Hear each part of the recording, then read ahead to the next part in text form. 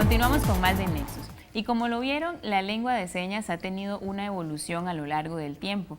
Sin embargo, en los años 70, doña María Infante empieza a organizar lo que actualmente se conoce como la Asociación de Sordos. Y bien, para eso nos acompaña entonces, para hablar del tema, doña María Infante. Muchas gracias por estar acá con nosotros. Mucho gusto. Y bien, doña María, si podemos entonces empezar a hablar, en los años 70 usted empieza a ver que Costa Rica no tiene una evolución en la lengua de señas. ¿Cómo se dio este proceso de la lengua de señas tal vez en esos tiempos y cuáles eran las problemáticas de aquel entonces? Bueno, anteriormente yo estuve estudiando en España cuando era niña porque mi mamá se dio cuenta de que acá en Costa Rica no había un sistema de educación muy especializado para la persona sorda. Entonces ella empezó a investigar, a buscar en libros y compró un material de Colombia, unos libros de Colombia donde ella vio cuál era la educación. Mis padres me ayudaron en ese sentido, pero después de eso, por suerte, vinieron dos profesores españoles acá a Costa Rica y ellos empezaron con mi educación. A la edad de 5 años yo empecé a trabajar con ellos. Durante 2 años estuvimos acá en Costa Rica y después un grupo de estudiantes nos fuimos con ellos dos para España.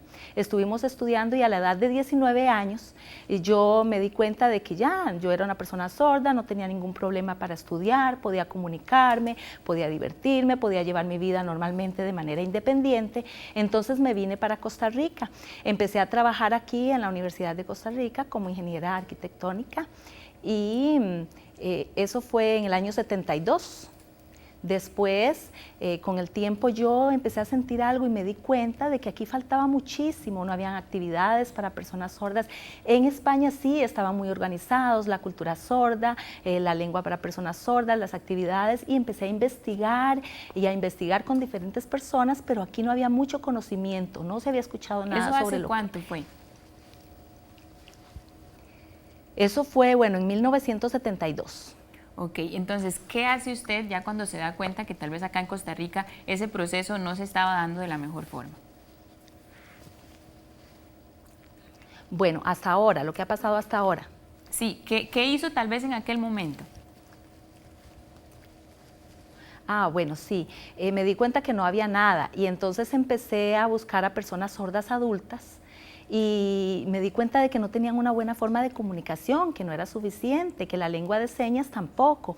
Entonces vi que ellos no podían entrar a estudiar a la universidad, en la escuela en Guadalupe no se les daba mucha oportunidad porque no se les permitía utilizar la lengua de señas, solamente la forma oral. Y todo esto me empezó en mi mente ahí a dar vueltas y yo empecé a ver que no habían actividades, no había asociación, ellos no entendían que era una asociación. Por esta razón es que entonces inicié mi trabajo motivando y estimulando a las personas sordas. Tenía amigos sordos con quienes quería compartir en los Juegos Americanos, había unos amigos y ellos en Venezuela se iban a realizar. Entonces ellos estaban averiguando a ver si se podía ir un grupo de acá, un grupo que fuera natación y bueno, ellos podían participar, pero les dijeron que bueno, que no, porque hacía falta que ellos estuvieran organizados por medio de una organización. En ese momento se quedaron sorprendidos y se sintieron frustrados porque no podían participar. Faltaba 1 año y medio para que se realizaran estos juegos allá en Venezuela y aparentemente ellos no iban a poder participar por esta razón. Yo estaba trabajando acá y bueno, en ese momento la comunidad sorda se sentía muy mal por esta razón, porque tenía que cumplir con ciertos requisitos que ellos no conocían.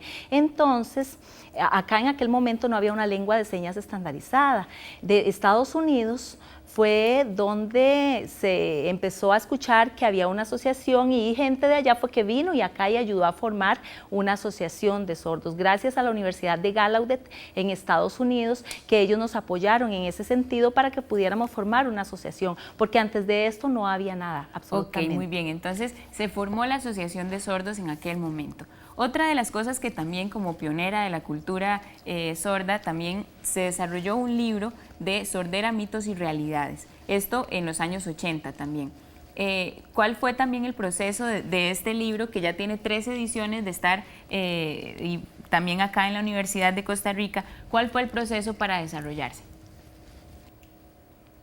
Bueno, Este libro es una recopilación de las experiencias que yo tuve con todo el compartir con la comunidad sorda de acá de Costa Rica.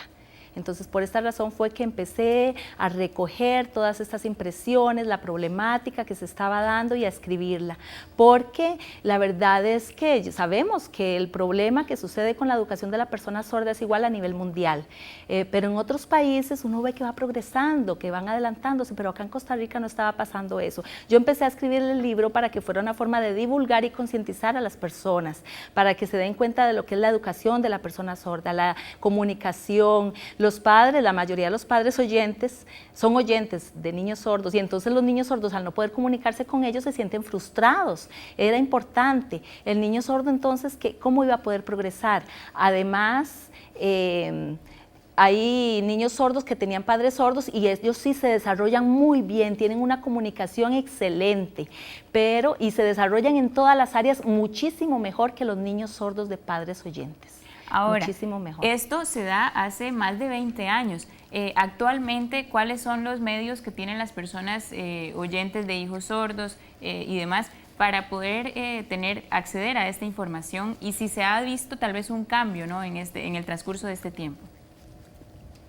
Bueno, la verdad es que sí ha habido un cambio muy grande en ese sentido, porque ahora gracias a la tecnología, ¿verdad?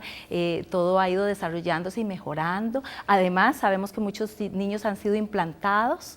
¿Y por qué son niños implantados? Sus padres oyentes quizás se sienten frustrados o quieren que sus hijos sordos vivan mejor, que vivan como cualquier otra persona oyente.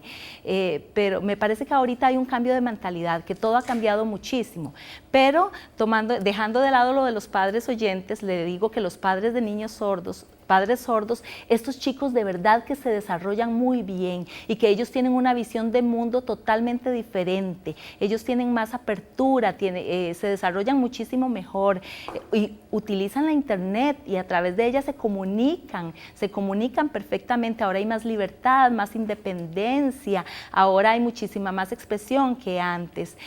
La cultura, la verdad es que puede expresarse de muchísimas maneras y la tecnología es una de esas. La verdad es que en este libro se expone muchísimo lo que está sucediendo con la población sorda para que ellos mismos se estimulen y puedan seguir adelante.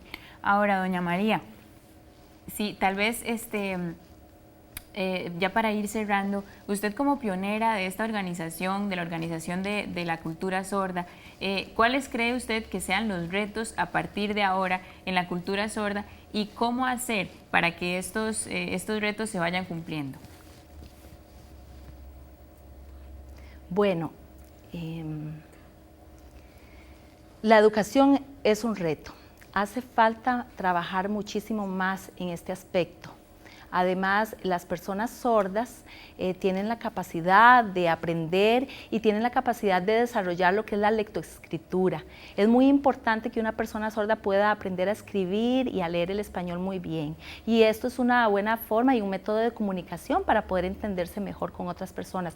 Por ejemplo, cuando envían mensajes de texto, una vez a mí me pasó que un amigo me preguntó, María, ¿vas a estar en la casa? Y yo le dije, no, es que yo tengo que salir, estoy ocupada, tengo que hacer ciertas cosas. Y después vino y se presentó esa persona y yo le dije, pero te dije que iba a salir. ¿Por qué? Porque no tienen una plena comprensión del español de forma escrita. Me parece que es una de las debilidades que hay. Además, me parece que en otros aspectos de la vida están bien, pero lo que es la lectoescritura hay que reforzarlo muchísimo. El área de la educación es donde hay que profesionalizarse más. Y hay que trabajarlo más, hay que dar más información a los padres oyentes, porque si pensamos en las generaciones futuras, sabemos que la tecnología va a seguir desarrollándose, pero no sabemos hasta dónde le podrá ayudar, si un niño es implantado, si esto también le va a ayudar. La verdad es que eso no lo sé, no sé qué pueda suceder en el futuro. Muy bien. Bueno, entonces queda a partir de ahora, bueno, la educación como un tema base, un perfil para poder entonces superar estas cosas y además ir de la mano, ¿no?, y con esa inclusión. Muchas gracias, doña María, por haber estado acá con nosotros. Les queda, por supuesto, a ustedes el libro para poder informarse mucho más de la realidad de la cultura sorda. En estos momentos nos vamos a un corte, pero ya volvemos con más.